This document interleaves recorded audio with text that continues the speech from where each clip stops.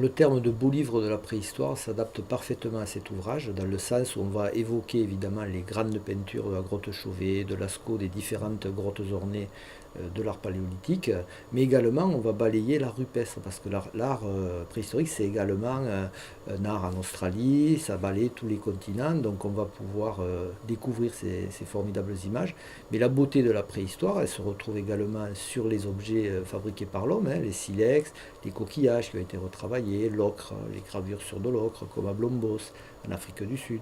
Donc la beauté de la préhistoire, elle se voit à travers donc, ces activités humaines, elle se voit également dans l'émergence des premières architectures, quelque part d'une manière, j'allais dire, informelle à travers les premiers instruments de musique. Donc on entend aussi, à travers le livre de la préhistoire, on va entendre tous ces arts à la fois musicaux, ces arts graphiques qui se mettent en place et qui font donc justement que les hommes préhistoriques vont être à l'origine des principaux concepts créatifs, quels que soient les domaines, je vous disais, l'architecture, les arts, etc., qui vont faire le monde d'aujourd'hui.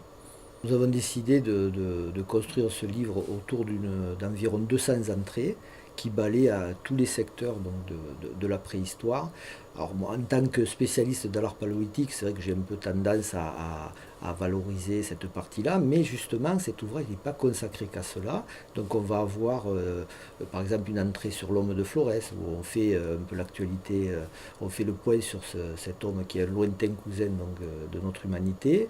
On peut avoir des entrées également sur les magnifiques menhirs de Karnak. Voilà, donc des choses assez diversifiées qui peuvent retenir l'attention finalement de tous les publics, parce que la préhistoire telle qu'on l'aborde dans notre ouvrage, c'est également le néolithique, c'est-à-dire on part de moins 7 millions d'années jusqu'au dernier millénaire avant notre ère, avec cette période du néolithique qui sert de transition entre donc, la préhistoire à proprement parler et l'histoire.